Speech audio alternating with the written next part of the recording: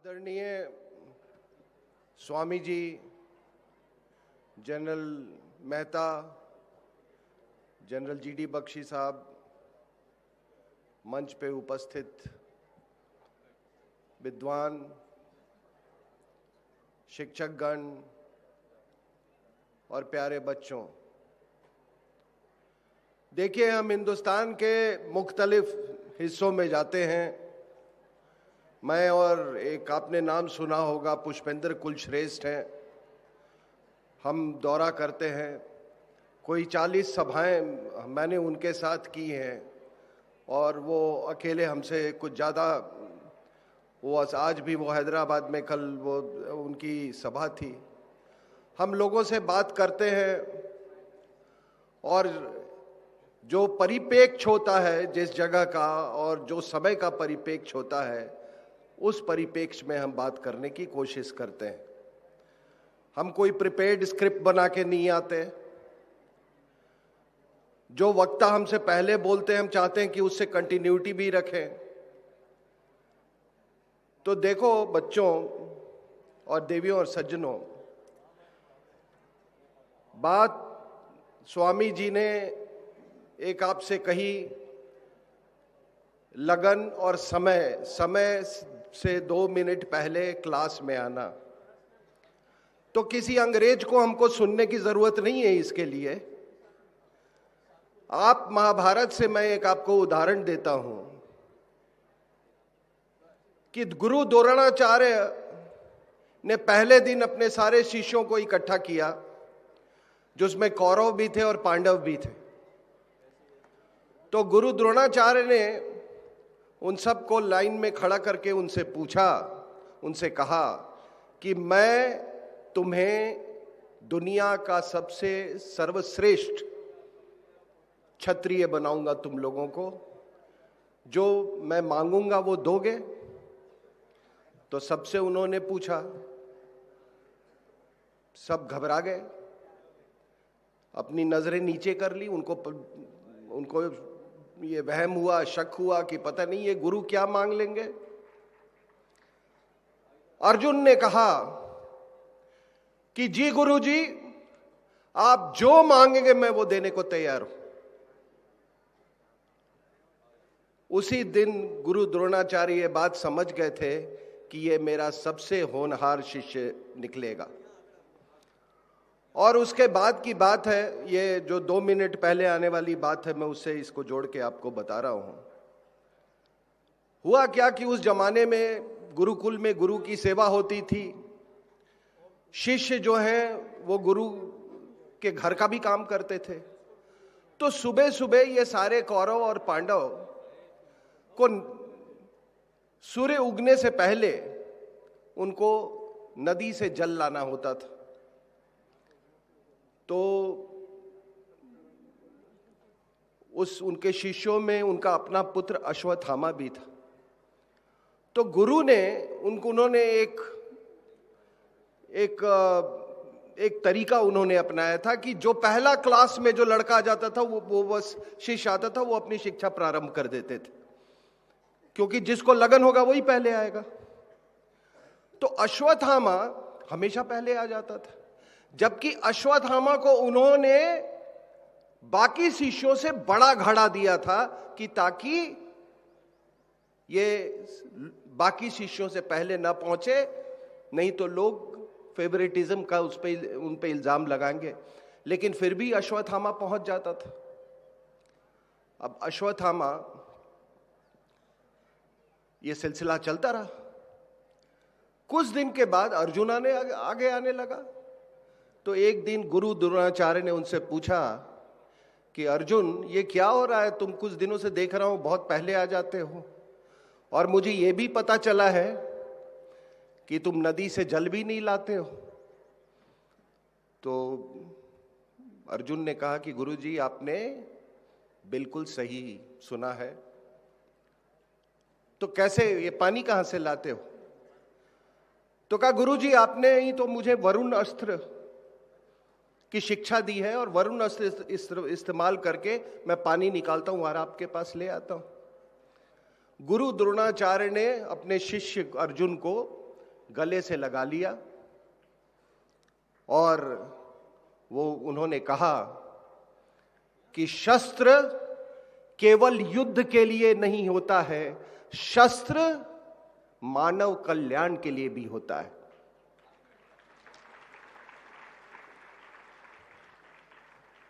आप समझ रहे हो बात? दूसरी बात,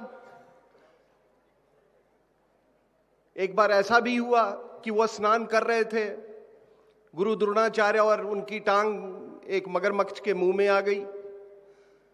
अर्जुन लाइक अ लाइटनिंग, उन्होंने अपना तीर निकाला और उसके मुंह को छेद दिया। उस दिन जब वो निकले नदी से, उन्होंने अर्जुन को बुलाया और वो उनको पकड़ के रोने लगे, और फिर उन्होंने उनको दिव्य अस्त्र उस दिन दिए और कहा कि दिव्य अस्त्र जो है वो उसी आदमी को दिया जा सकता है जिसमें विवेक हो, जो बुद्धिमान हो और जिसमें विवेक हो, जिसमें चरित्र हो। तो ये देखिए, आज जो ये इमरान खान जो हर बात में ये न्यूक्लियर वेपन की धमकी देता है, आप मेरी बात मान लो आज कि जिस पुरुष में, जिस मुल्क में, जिस देश में चरित्र नहीं है, वो परमाणु बम भी उसके कोई काम का नहीं होगा। आप समझ रहे हो मेरी बात? दूसरी बात, स्वामी जी ने यह भी कहा, टेक्नोलॉजी, साइंस, ये हम क्यों पीछे रह गए, इसका भी थोड़ा कारण आप जान लीजिए। 6ठी से 11वीं शताब्दी तक यूरोप में कहते हैं कि डार्क एज था, और 11वीं से 15वीं शताब्दी तक शैडो ऑफ डार्क एज था, डार्क एज की साया। अब दृश्य क्या होता था यूरोप में, मैं आपको बताता हूं। दृश्य यह होता था यूरोप में, लोग नहाते नहीं थे, दोनों तरफ सड़क के नाले जैसे, वहां जिंदा ये मृत शरीर को उसी में डाल दिया जाता, गाड़ने की भी परंपरा नहीं थी वहां पे। कंघी नहीं थे क्योंकि लकड़ी नहीं थी, कंघी दो ही चीज से बनती है, या तो हाथी के दांत से बनती थी या वो लकड़ी से बनती थी, कंघी नहीं होता था, महामारी फैली हुई थी। ये दृश्य यूरोप का था। ये 6ठी से 11वीं शताब्दी, 11वीं से 15वीं शताब्दी में कुछ सुधार हुआ। लेकिन देवियों और सज्जनों और प्यारे बच्चों, जरा सोचिए कि ऐसा क्या होगा कि 16वीं सदी 15वीं शताब्दी के बाद सरस्वती की वर्षा होने लगी। किसी ने यह पूछा है इस चीज को? वो वर्षा इसलिए होने लगी क्योंकि जो यहां पे क्रिश्चियन मिशनरीज आए, उन्होंने सारा का सारा जो आपका ज्ञान था, आपका बॉटनी का, जूलॉजी का, सर्जरी का, सब ज्ञान यहां से वहां ले गए, उसको ग्रीक नाम दे दिया, और उसके बाद वो आपको उन्होंने आपको उसके बाद उसी ज्ञान से आपको नीचा दिखाने लगे, और आप अपने आप को निम्न स्तर का समझने लगे। मैं आपको बताता हूं कि इस्लाम में भी एक गोल्डन पीरियड आया था, और वो गोल्डन पीरियड था करीब 8 से 10 शताब्दी में। तो एक पर्शियन जो कैलिफ था, वो पर्शिया का था।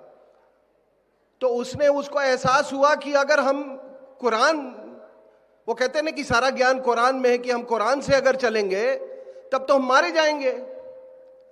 तो उसने लोगों को भेजा, अपने दूत को, बाइजेंटाइन एम्पायर था वेस्ट में, उसके राजा के पास भेजा, बोला कि सुनो यार, वो ग्रीक के जो भी किताब तुम्हारे पास बचे हुए हैं हमारे पास भेज दो। हिंदुस्तान से सारी किताबें गई, और उसमें एक पंडित कनक थे जो यहां से एक किताब ले गए, सूर्य सिद्धांत, और सूर्य सिद्धांत is the basis of astronomy in the western world. वो बुनियाद है। नालंदा यूनिवर्सिटी की। उसके बाद में वो 10वीं शताब्दी के बाद एक अशरी नाम का आदमी आया, उसने फिर कहा कि नहीं नहीं ये सब बकवास है, सब कुछ कुरान में लिखा हुआ है। उसने फिर वो बगदाद की लाइब्रेरी को भी आग लगा दी। जिस तरह से नालंदा यूनिवर्सिटी को आग लगा दी थी। अभी लोग ज्ञान की बात करते, आप सोचो कि उस जमाने में नालंदा यूनिवर्सिटी,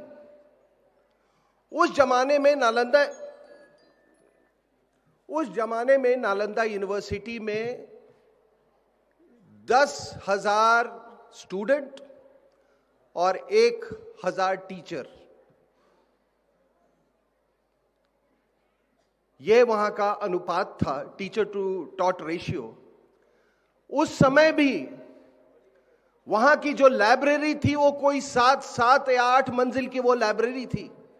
तो आप सोचो कि ये कितना ज्ञान होगा उसमें। और नालंदा यूनिवर्सिटी का पूरा अपना एक इकोसिस्टम था। ये पूरे आपके जो राजा थे सुमात्रा को वो बहुत भारी मदद करते थे, सस्टेन करते थे ये नालंदा यूनिवर्सिटी को। उसमें कोरिया से, जापान से लोग आते थे, उसके लिए प्री कोर्स करते थे। और नालंदा यूनिवर्सिटी में एडमिशन के लिए, साहब देखिए, आप सामने से हट जाइए please, please don't, I get distracted. हाँ, ये, हाँ मैं क्या कह रहा था, यहां मैं कह रहा था कि उसका पूरा एक इकोसिस्टम था। एंट्रेंस टेस्ट होता था और एंट्रेंस टेस्ट में केवल 20% लोग क्वालिफाई करते थे।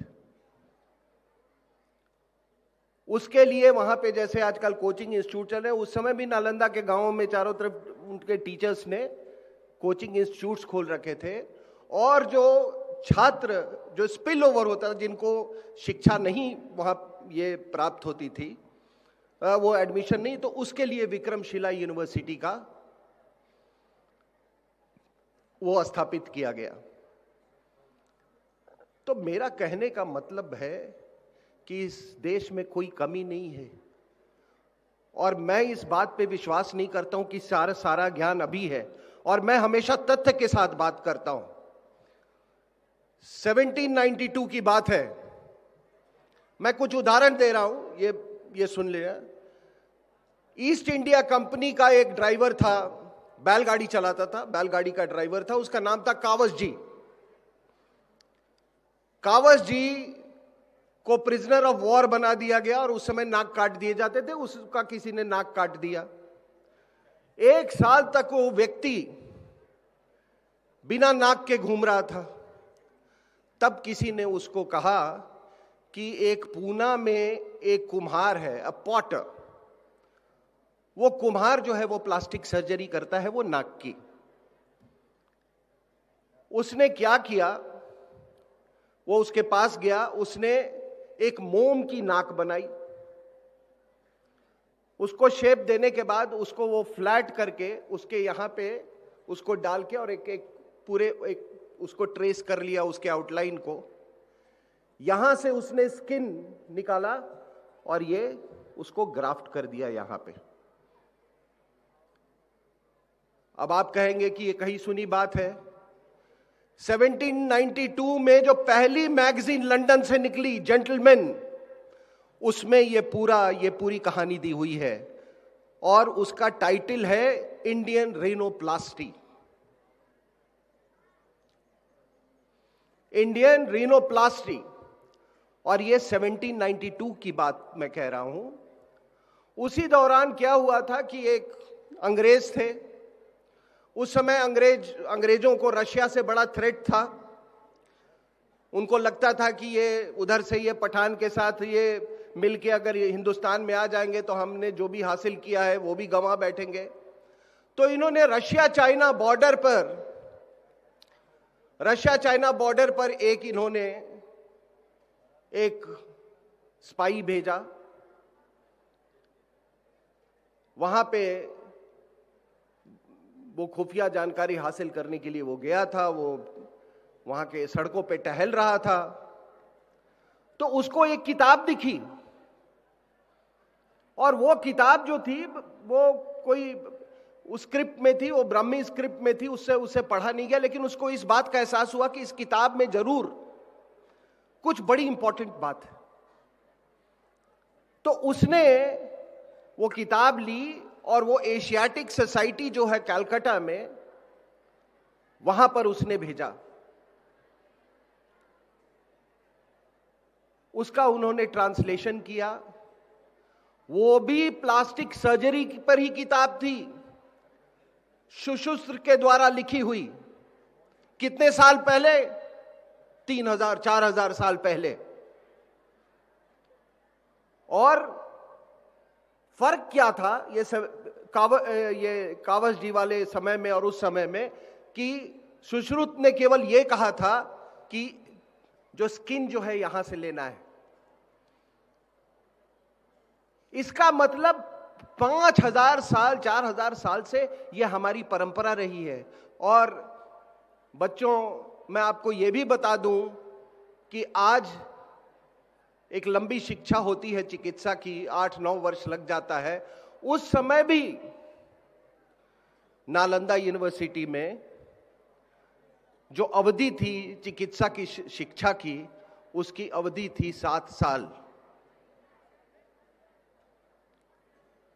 तो ये सारी जो आप जो ज्ञान देख रहे हो, ये सारा ज्ञान ये यहीं से गया है। क्योंकि अगर अमेरिका को यूनिवर्सिटीज ने बना है, तो हमारे यहां भी आप समझो कि किस दर्जे के हमारे यहां लर्निंग सेंटर्स थे। तो देखिए, ये मैंने जो स्वामी जी ने कहा, मैंने उस पर कुछ अपना रिफ्लेक्शन दिया। दूसरी बात, अब इसी से जुड़ी हुई बात, कल स्वामी जी थे, कुछ और सज्जन बैठे हुए थे, तो बात हो रही थी धर्म और मजहब की। क्योंकि ये भी साइंस एंड टेक्नोलॉजी से जुड़ा हुआ है, तो मैं सोचा कि इस पे भी मैं आपसे बात करूं। धर्म क्या होता है? धर्म प्रकृति से प्रेरित है। और प्रकृति क्या है?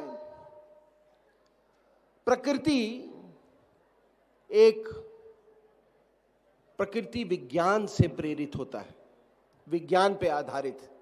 आज बड़ी बात होती है कि इकोलॉजिकल बैलेंस, इन्वायरमेंटल पोल्यूशन, ये वो। आप अपने पूर्वजों का आप दिनचर्या देखो और उनको रहने सहने का ढंग देखो, वो कितना इन्वायरमेंट फ्रेंडली था। और जहां तक इकोलॉजिकल बैलेंस की बात होती है, तो मैं आपको उदाहरण दे दूं कि जब भगवान श्री राम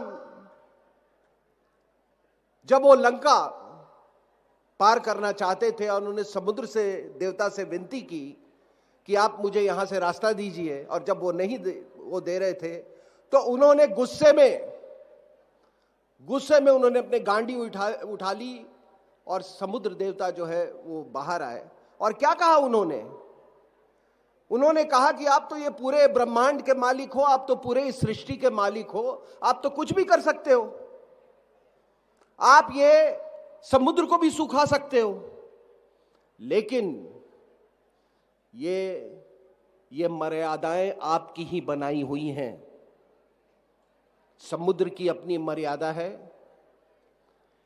एक योद्धा है उसकी अपनी मर्यादा है, एक पुत्र है उसकी मर्यादा है, हर चीज की, जो वायु है उसकी अपनी मर्यादा है, ये सूर्य जो है उसकी मर्यादा है। ये सूर्य, अभी आपने देखा कि अभी यहां पे सोलर इक्लिप्स हुआ था, तो मैं कहता हूं कि दुनिया के जितने सो कॉल्ड धर्म के पंडित हैं, अलग अलग धर्मों के, अलग अलग मजहब के, उनको आप एक साथ बिठा दीजिए और आप उनसे पूछिए कि अगले 100 साल में सूर्य ग्रहण कब होगा, सोलर एक्लिप्स क्यों होगा। अगर वो पंडित अच्छा है, आपको अगले 100 साल का वो बता देगा कि इसमें किस तारीख को किस समय सूर्य ग्रहण होगा। आपको कोई नासा और ये बड़ी बड़ी जगहों जाने की जरूरत नहीं। वो पंडित आपको सारा कुछ पूरा डिटेल में उसने आपको ये जाहिर कर देगा। तो बच्चों देखिए, ये सूर्य ग्रहण हुआ तो कई जगह बहुत सारे एडवाइजरीज इशू हो रहे थे।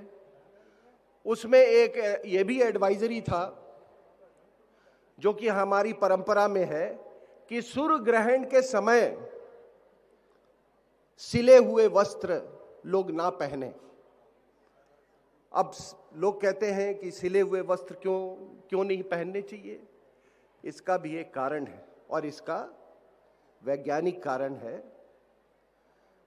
वैज्ञानिक कारण यह है कि जब सूर्य ग्रहण लगता है और जब सूरज की रोशनी उतने देर के लिए जब ब्लॉक्ड हो जाती है, तो जो माइक्रो ऑर्गेनिजम्स हैं, तरह तरह के माइक्रो ऑर्गेनिजम्स उस समय पैदा होते हैं और उस समय वो बहुत हानिकारक हो जाते हैं।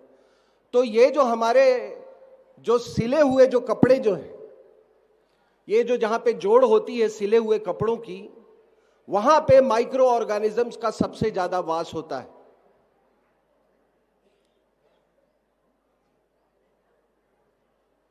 इसलिए ये कहा जाता है कि भाई सूर्य ग्रहण के समय सिले हुए कपड़े नहीं पहनने चाहिए। और आप देखोगे कि हम भी जब कोई पूजा या कोई ऐसी ये है, कोई अंतिम संस्कार के लिए जाते हैं, तो ये कहा जाता है कि सिले हुए कपड़े नहीं पहनने चाहिए। आपको ये बात जानकर हैरानी होगी कि जब मार्को पोलो इंडिया में आया था तो वो उसने राजा से मिलना था, तो वो एक कोट सिलवाना चाहता था। उसको पूरे पेनिनसुलर इंडिया में एक भी दर्जी नहीं मिला, एक भी उसको दर्जी नहीं मिला। तो ये देखो, ये साइंटिफिक है या नहीं है। मैं देहरादून में स्कूल में पढ़ता था। अब इधर देखिए, what is the problem, why are you looking that side. इधर देखो, मेरी आंखों में देखो, कृपया शांत हो जाएं। और जिनको नहीं पसंद है वो उठ के जा सकते हैं यहां से।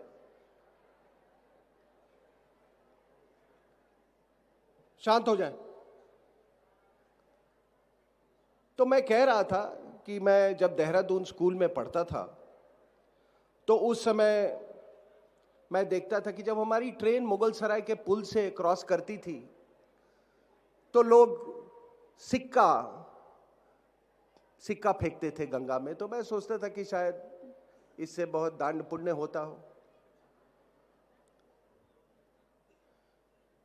कुछ, लेकिन उसका एक वैज्ञानिक कारण था। और एक वैज्ञानिक कारण यह था कि पुराने जमाने में सिक्के जो होते थे वो तांबे कॉपर के होते थे, और कॉपर पानी को प्यूरिफाई करता है। और आप देखिए, हम फिर वहीं लौट के जा रहे हैं। अभी मैं हर घर में मैं देखता हूं कि कॉपर का घड़ा नहीं तो कम से कम कॉपर का जग तो अब लोग रखना शुरू कर दिए हैं। लेकिन हमारे मंदिरों में हमेशा से वो जिसमें चनामृत होता है वो हमेशा कॉपर में ही रहता है।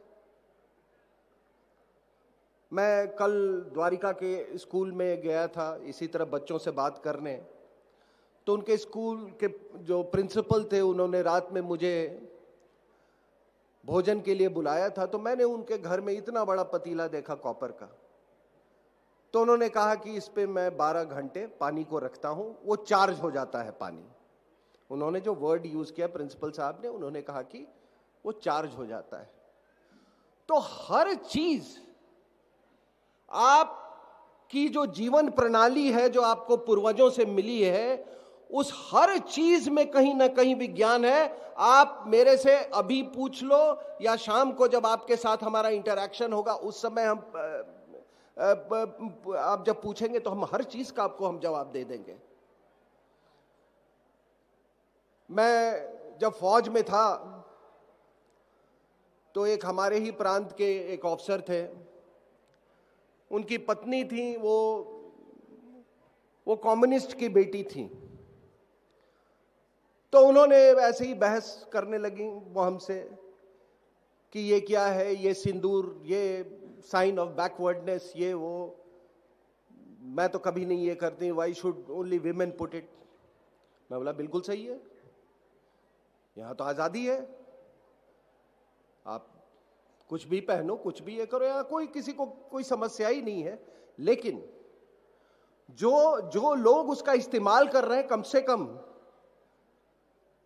उनका इंसल्ट ना करें, क्योंकि हो सकता है उसमें कोई विज्ञान हो। तो बच्चों, विज्ञान क्या है कि जो सिंदूर होता है उसमें मरकरी होता है, और यहां पे हमारे कौन सा ग्लैंड है, कौन सा ग्लैंड है यहां पे? Pituitary gland. तो जब ये मरकरी जब रिएक्ट करता है ग्लैंड से, पिट्यूटरी ग्लैंड से, तो वो हार्मोनल चेंजेस जो आते हैं, जब शादी के बाद कोई भी लड़की के शरीर में बहुत सारे हार्मोनल चेंजेस आते हैं, तो वो हार्मोनल चेंजेस को कंट्रोल करने के लिए ये हम लोग सिंदूर लगाते हैं। इसके पीछे भी कोई साइंटिफिक रीजन है।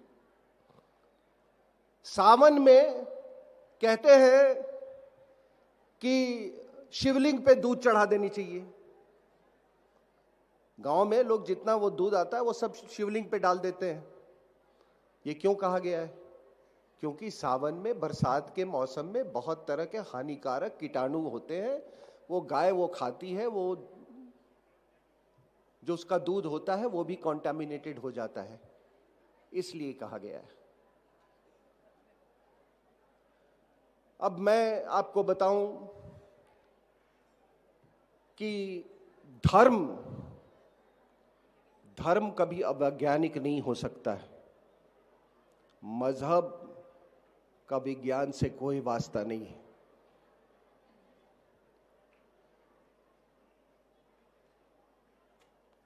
कुरान या बाइबल ये कह सकती है कि दुनिया चपटी है। बाइबल कहता है कि द अर्थ इज फ्लैट।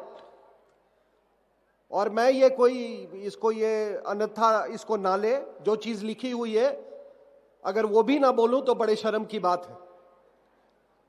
और अगर नहीं लिखी हुई है तो कोई मुझे बता दे।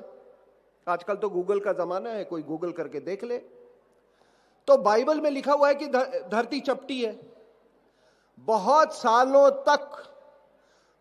सालों तक समुद्री यात्रा चर्च नहीं अलाउ करता था, क्योंकि वो कहते थे कि ज्यादा आगे जाओगे तो गिर जाओगे।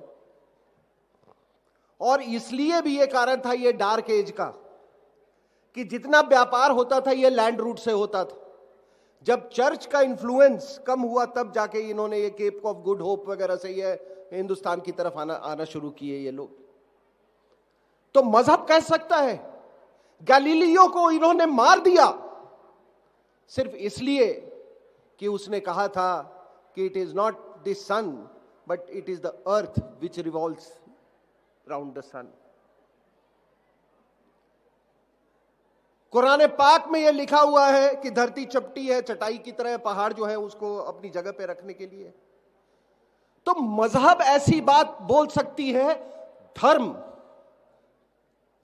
ऐसी बात कभी नहीं कह सकती। और मैं यहां पे मैं किसी, हमारा तो कोई, पहली बात कि धर्म का कोई इंग्लिश ट्रांसलेशन है ही नहीं, कोई English translation, because it is set of eternal scientific principles. मजहब तो पैदा होते हैं, और हर चीज जो पैदा होती है वो मरती है, लेकिन ये ब्रह्मांड, ये नेचर, ये कभी मरने वाला नहीं है। ये किसी वैज्ञानिक सिद्धांतों पे आधारित है। तो हम ये नहीं कहते, किसी इज्म की बात नहीं करते, किसी उसकी बात, मैं प्योर साइंस की बात करता हूं। और अगर जो मैं कह रहा हूं, अगर आप उस पे इस नजरिए से हर चीज को देखोगे, तो हिंदुस्तान का हर आदमी एक पोटेंशियल वैज्ञानिक है। जेसी बोस ने जब इंग्लैंड में, जब उन्होंने एक कैबेज लिया और उसमें जब उन्होंने इंजेक्शन दिया, तो वो जब जिस तरह से वो श्रिवल करने लगा, तो वहां जॉर्ज बर्नार्ड शॉ जो थे, वो रोने लगे थे। आप देखिए, हम वृक्ष की पूजा करते हैं, हम पीपल की पूजा करते हैं। आप सबको मालूम है कि पीपल की क्या महत्वता है। और हमारे यहाँ, मेरा कुछ सरोकार गांव से भी है, मैं खेती भी करता हूं, तो आप देखेंगे कि हमारे यहाँ हर कुएं की शादी पहले पीपल की पेड़ से होती थी। उसका भी साइंटिफिक ये है। दूसरा, धर्म और मजहब का फर्क देखिए। धर्म का एक आर्किटेक्चर है, वो सदियों से चला रहा है, और हमारे कॉन्सेप्ट में टाइम जो है वो लीनियर नहीं है। उसको आप कॉमन एरा बोल दें, आज तक मुझे यह नहीं समझ में आया कि what is so common about common era. पहले एडीबीसी बोलते थे, अब उन्होंने उसको सी कर दिया, कहते कॉमन एरा। ये कॉमन एरा से मेरा आज तक मतलब ही नहीं मुझे समझ में आया। तो देखो, ये हर धर्म का एक अपना आर्किटेक्चर होता है। अब वो आर्किटेक्चर क्या है?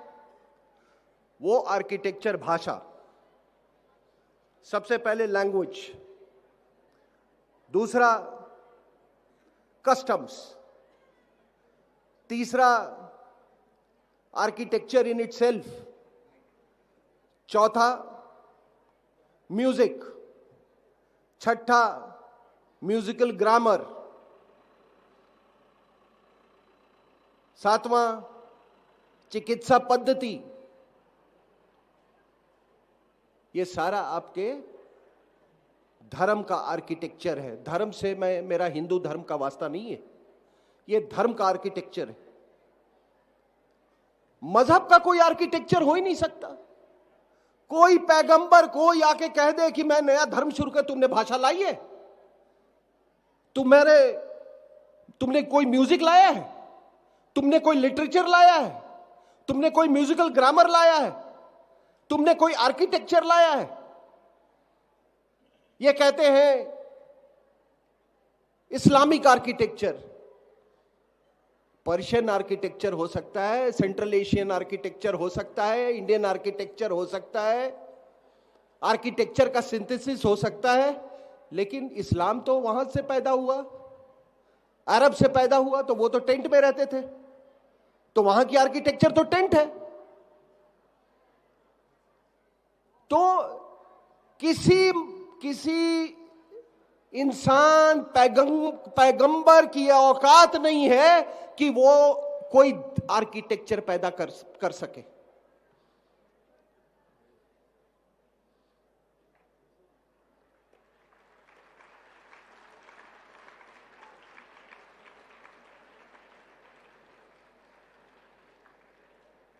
मैं आपको मेडिकल साइंस की बात हो रही है। मेरी पत्नी भी डॉक्टर है, मेरी बिटिया भी डॉक्टर है। यहाँ पर भी कुछ डॉक्टर्स लोग बैठे हुए हैं और बड़ी जिम्मेदारी के साथ मैं ये बात कह रहा हूँ आपको कि इंडिया में स्मॉल पॉक्स नाम की कोई चीज नहीं थी। जब वो अंग्रेज आए, वो इतने अनहाइजीनिक लोग थे कि वो सारे स्किन डिजीजेस वो लेके आए यहां पे।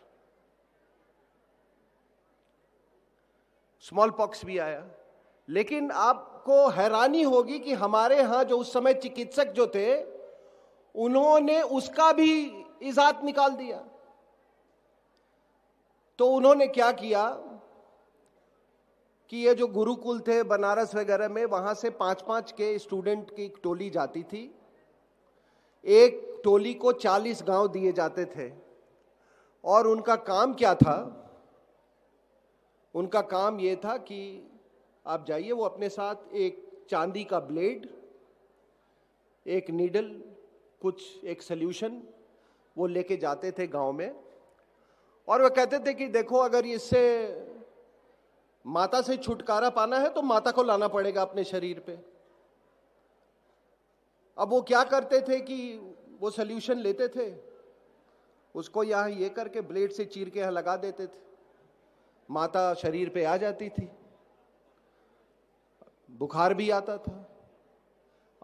उसके बाद जब वो छाले जब निकल जाते थे तो उसी को काट के फिर वो शीशी में वो कलेक्ट करके उसको यहां से ले जाते थे। और इस तरीके से ये पूरा जो हमारा जो सिस्टम जो था, इस तरह से हमने इस पे काबू पाया था। अब इसको आप विज्ञान से सब कुछ बताओ, ये हो नहीं सकता है। एक आम आदमी अमेरिका का हमारे मजदूर से कहीं ज्यादा अनपढ़ है। अगर आप किसी वहां ग्रोसरी शॉप में जाओ और उससे पूछो 5 + 2 + 4, वो नहीं जोड़ पाएगा। तो हम अपने नेचुरल इंटेलिजेंस को भी हम इसको इतना भी कम ना आंकें। हर शिक्षा पाठशाला में नहीं होती है, शिक्षा मां के गोद में भी होता है। और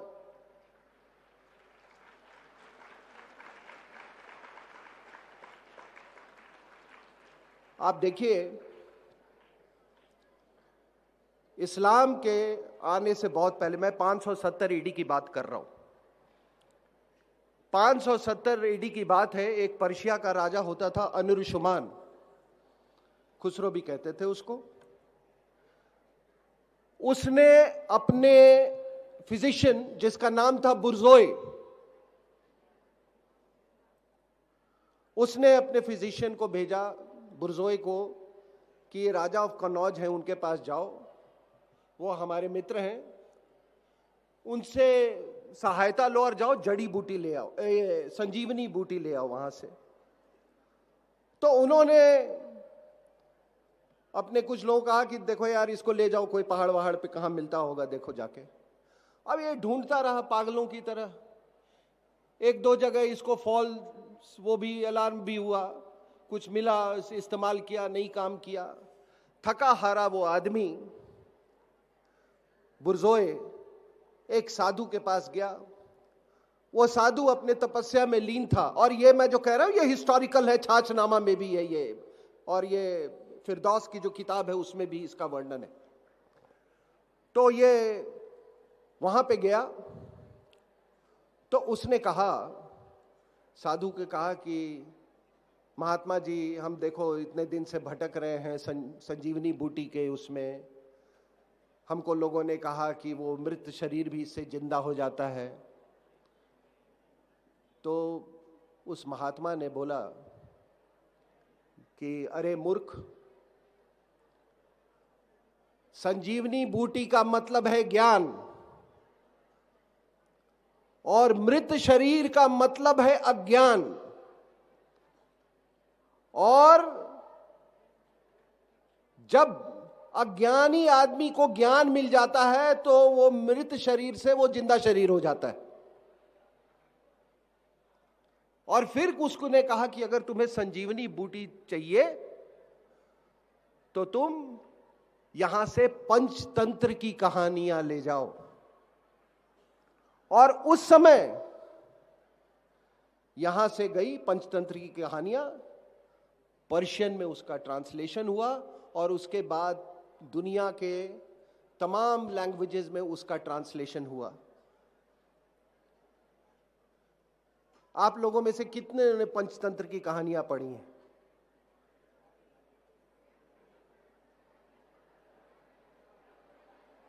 शाबाश, काफी लोग हैं। तो ये पंचतंत्र की कहानियां, मैं लोगों से अनुरोध करूंगा कि ये जितना आप किसी को बर्थडे प्रेजेंट देते हैं, अगर उसके पास पंचतंत्र की कहानियां नहीं हैं तो आप उसको पंचतंत्र की कहानियां उसको दें। ओके। तो बच्चों, एक आखिरी में ये भी छूटना नहीं चाहिए, मैं जब ये साइंटिफिक उसकी बात कर रहा था, हमारे यहां एक त्योहार होता है छठ।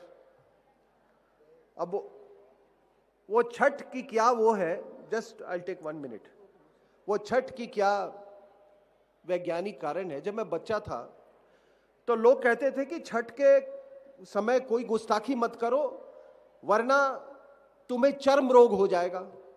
और यह भी सुनता था कि कुछ लोगों को कि जो चर्म रोग है वो कर लो, अगर वो हो जाए तो छठ कर लो, ठीक हो जाएगा। बाद में मैंने इस पे जब